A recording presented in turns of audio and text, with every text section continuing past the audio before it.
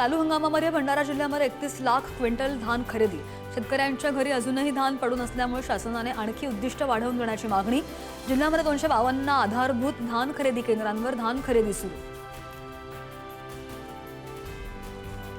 कापसाच्या बाजारभावामध्ये सुधारणा। कापसाला 8,200 रुपयांपर्यंतचा दर।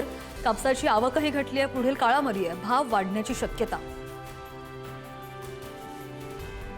जानेवारी महिन्यामध्ये सोयाबीनमधले दर सुद्धा वधारलेले आहे। शेतकऱ्यांना मोठा दिलासा। प्लांट्सचे दर 5,600 रुपयांच्या पार। बाजारामध्ये सोयाबीनची चमक वाढलेली आहे। दर टिकून राहण्याचे संकेत।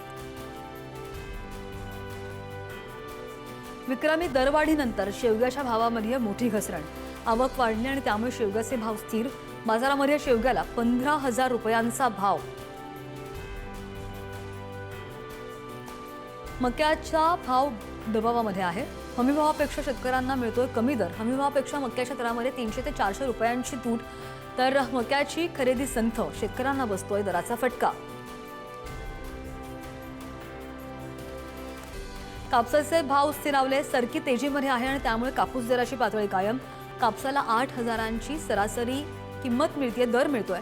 मात्र बाजारामध्ये कापसाची आवक मात्र कमी।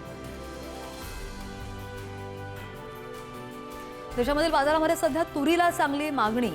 तुरीची आवक कमी झाल्यामुळे चांगला दर। प्रति क्विंटल 6,900 ते 7,300 रुपयांच्या दरम्यान दर।